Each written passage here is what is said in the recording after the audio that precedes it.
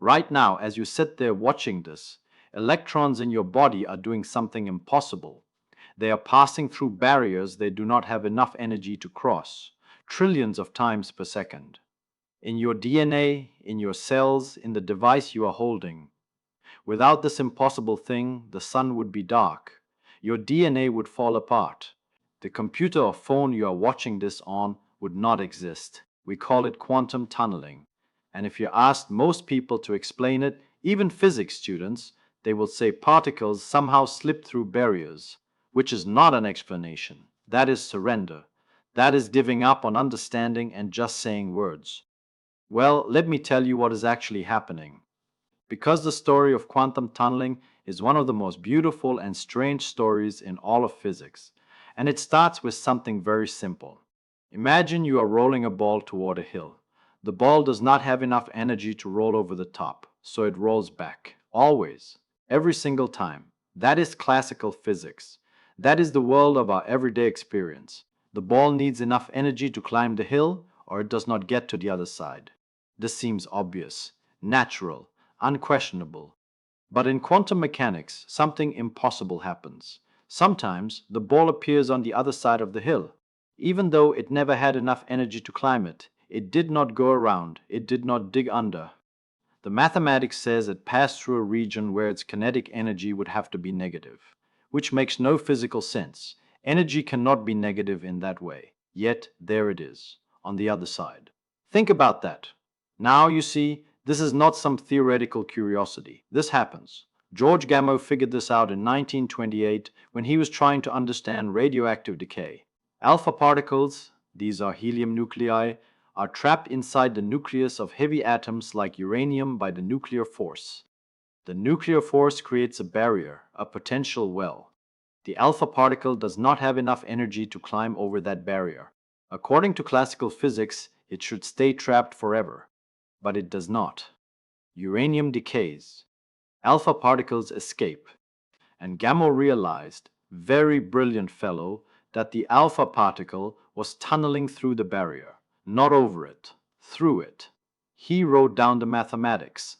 The probability depends exponentially on the width and height of the barrier. And when physicists measured the decay rates of different radioactive elements, the numbers matched Gamow's predictions exactly. This was one of the first major successes of quantum mechanics. It proved that this strange tunneling effect was not just mathematics on paper. It was real. It happened in nature. But here is the thing. To understand why tunneling happens, you have to stop thinking about particles as little balls. Because they are not little balls. They are waves, probability waves. Let me show you what this means. In quantum mechanics, every particle is described by something called a wave function. The wave function tells you the probability of finding the particle at different locations. Where the wave function has high amplitude, the particle is likely to be. Where the wave function has low amplitude, the particle is unlikely to be. Where the wave function is zero, the particle will not be found. Now, when this probability wave encounters a barrier, something interesting happens. Most of the wave reflects back, but a small part of the wave extends into the barrier. Inside the barrier, the wave amplitude decays. It gets smaller exponentially with distance. The mathematical form is e to the power of negative 2 times the square root of 2, m times the quantity v naught minus e times L divided by h bar, where m is the particle mass, v naught is the barrier height, e is the particle energy, and L is the distance into the barrier. That exponential decay is very fast. But if the barrier is thin enough, some amplitude remains on the other side. And where there is amplitude, there is probability. Where there is probability, sometimes the particle appears. The particle does not decide to tunnel. There is no little consciousness making a choice. The wave function simply has amplitude on both sides of the barrier. When you measure where the particle is, quantum mechanics says you find it in one location, with probability given by the wave function amplitude at that location. Sometimes that location is on the other side of the barrier. And you know what? This is not speculation. We measure this, we control it, we exploit it in technology. In 1981, Gerd Binnig and Heinrich Rohrer at IBM invented the scanning tunneling microscope. They won the Nobel Prize for it in 1986. The way it works is beautiful. You take a sharp metal tip, so sharp that it ends in a single atom. You bring that tip very close to a surface, close enough that the electron wave functions from the tip and the surface overlap. Electrons tunnel between the tip and the surface. You measure the tunneling current. That current depends exponentially on the distance. Move the tip a fraction of a nanometer closer, the current increases dramatically. Move it a fraction of a nanometer farther, the current drops. So you can map the surface of a material by measuring tunneling current. And the resolution is good enough to see individual atoms. You can take pictures of atoms. Because of quantum tunneling. Now let me tell you about another technology. In 1957, Leo Esaki discovered the tunnel diode. He was studying heavily doped p-n junctions in semiconductors.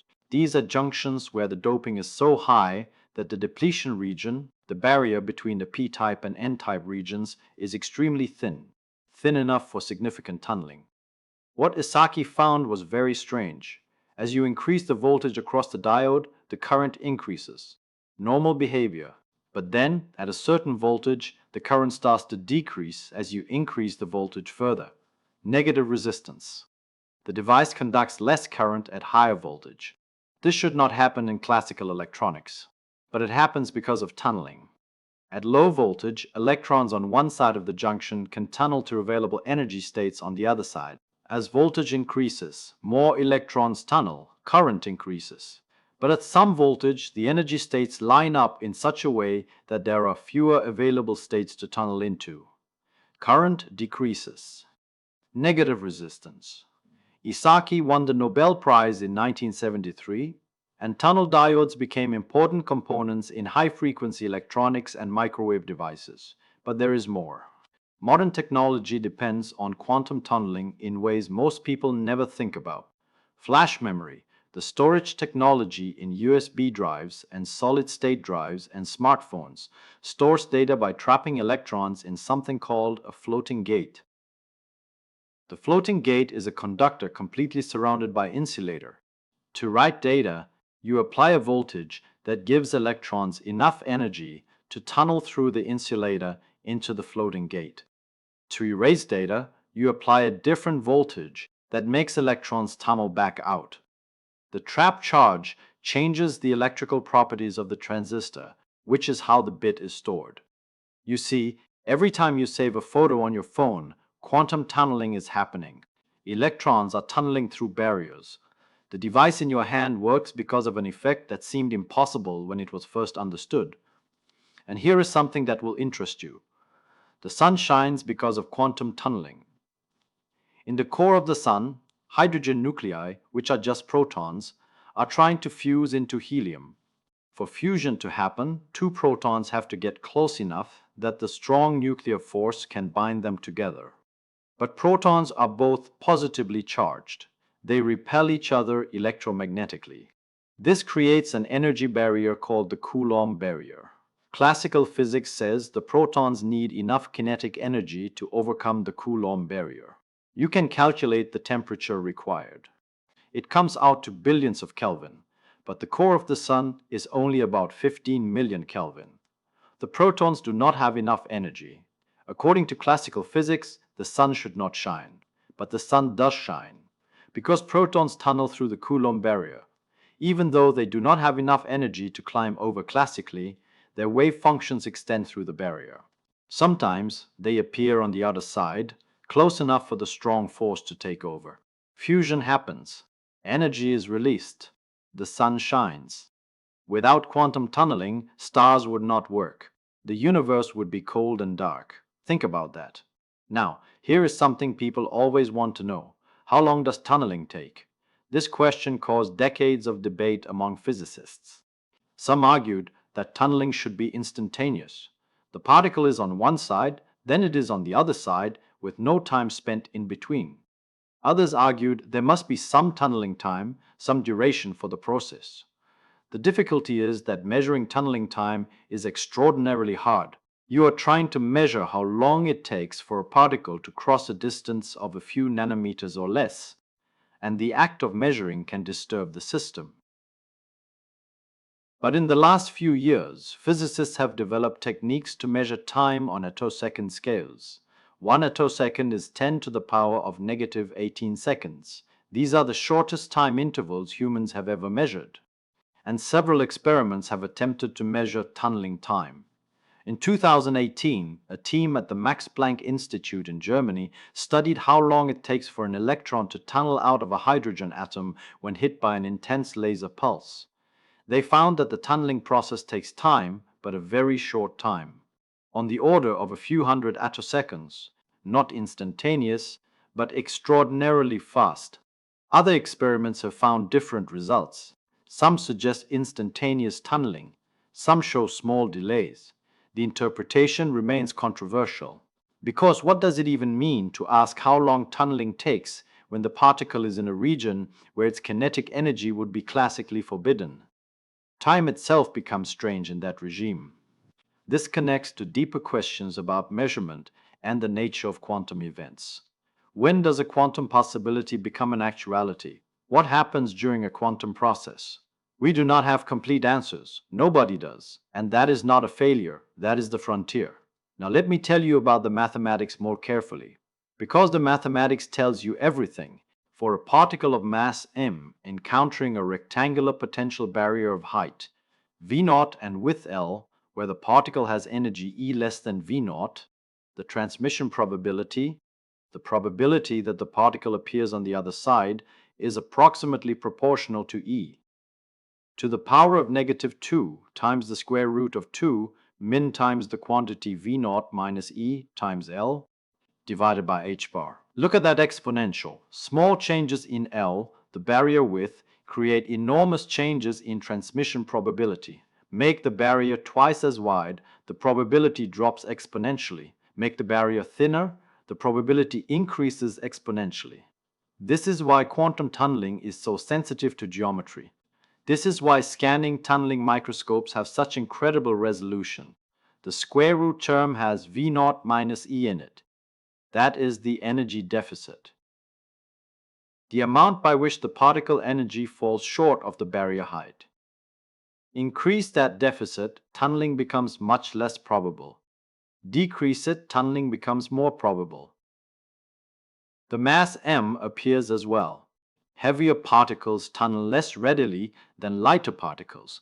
This is why we see significant tunneling for electrons and protons, but not for larger objects.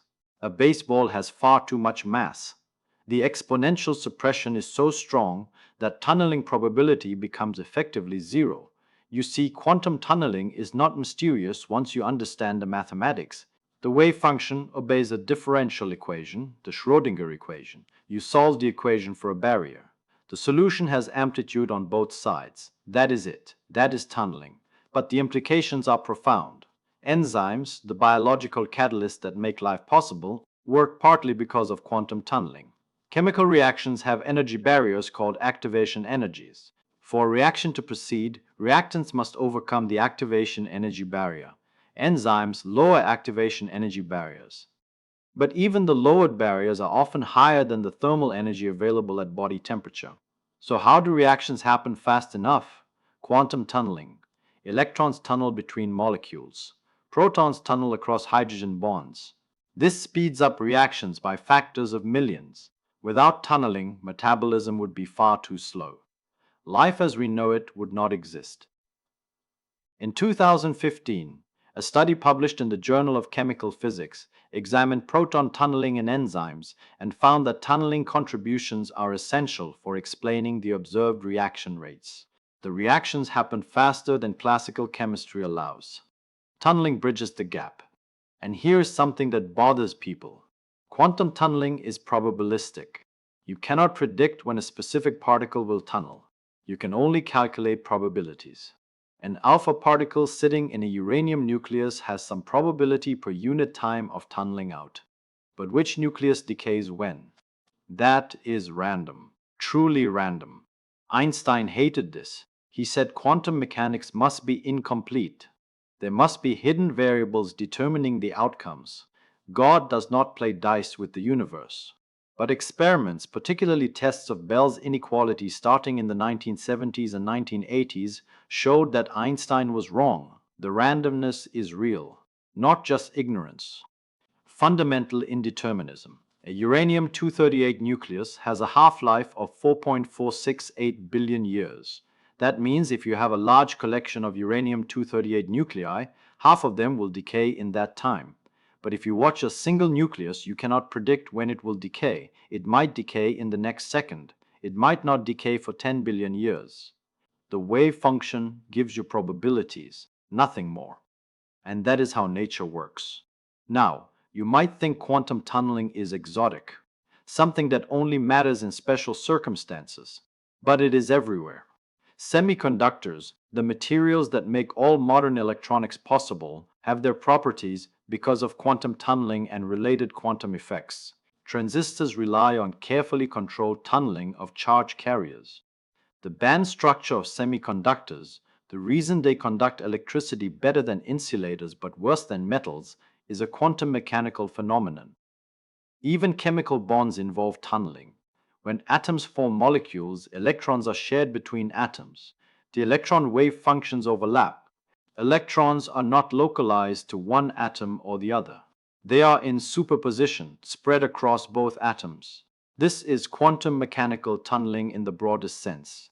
Electrons occupying regions they classically should not be able to reach.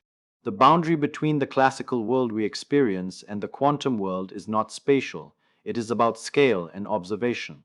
At the scale of atoms and electrons, quantum effects dominate. At the scale of everyday objects, quantum effects average out. The wave functions of macroscopic objects are so tightly localized that quantum behavior becomes invisible. But it is still there, in principle. You are made of particles that tunnel. Every atom in your body has electrons tunneling between energy levels. Every chemical reaction in your cells involves quantum processes. You exist because quantum tunneling is real. And here is the philosophical implication. Barriers are not absolute. Nothing is completely forbidden in quantum mechanics, only improbable. There is a non-zero probability, extraordinarily tiny but non-zero, that a macroscopic object could tunnel through a barrier. You could, in principle, tunnel through a wall. The probability is so small that it would take longer than the age of the universe raised to an absurd power for it to happen once. But the probability is not exactly zero. The universe is probabilistic at its foundation. This is not mysticism. This is not wishful thinking. This is measurement. This is mathematics. This is what the equations tell us, and experiments confirm. Nature does not care about our intuitions. Nature does not care that tunneling seems impossible. Nature does what the wave function allows, and the wave function allows particles to appear where classical physics says they cannot be. George Gamow figured this out when he was 24 years old. He was trying to understand why heavy nuclei decay. The answer was that particles tunnel through barriers. That simple insight explained radioactivity. It explained alpha decay. It opened the door to understanding nuclear physics. A few years later, Friedrich Hund and others applied tunneling ideas to chemistry. They explained how ammonia molecules can invert, flipping between two mirror image configurations. The nitrogen atom has to pass through the plane of the three hydrogen atoms. Classically, there is a barrier. But the nitrogen atom tunnels. The ammonia molecule oscillates between configurations. This creates a splitting in the energy levels that can be measured spectroscopically. In the 1960s and 70s, physicists realized that quantum tunneling could cause the decay of false vacuum states in quantum field theory. The idea is that the universe might be in a metastable state, like a ball sitting in a local minimum on a hill. There is a lower energy state elsewhere, but a barrier separates them. Quantum tunneling could cause a bubble of true vacuum to nucleate and expand at the speed of light, changing the laws of physics as it goes. This is called vacuum decay. Nobody knows if our universe is in a false vacuum. We hope not. But tunneling makes it possible in principle. And that is how physics works. You discover something beautiful, a simple equation. a wave function that extends through barriers. And that discovery explains radioactivity. And then it explains the sun. And then it explains enzymes. And then it explains scanning tunneling microscopes. And then it explains flash memory. One principle, many manifestations. Nature uses only the longest threads to weave her patterns. Each small piece of her fabric reveals the organization of the entire tapestry. Quantum tunneling is one of those threads. So the next time you take a picture with your phone and save it, remember that electrons are tunneling through insulators to trap charge in floating gates. The next time you look up at the sun, remember that protons are tunneling through Coulomb barriers to fuse in the core. The next time your body digests food, remember that protons and electrons are tunneling through activation energy barriers in enzymes. Quantum tunneling is not exotic, it is not rare, it is fundamental. It happens everywhere, constantly, making the universe work the way it does. And here we are, made of particles that obey these rules, trying to understand how it all works. Trying to wrap our minds around a universe where barriers are not absolute, where particles pass through walls they should not be able to cross, where probability, not certainty, governs reality. The mathematics is clear, the experiments are decisive. Quantum tunneling happens, and it built the world you live in. It powers the device you are holding. It keeps the sun shining. It makes life possible. That is not mysticism. That is physics. That is measurement. That is what we know. And I think that is beautiful.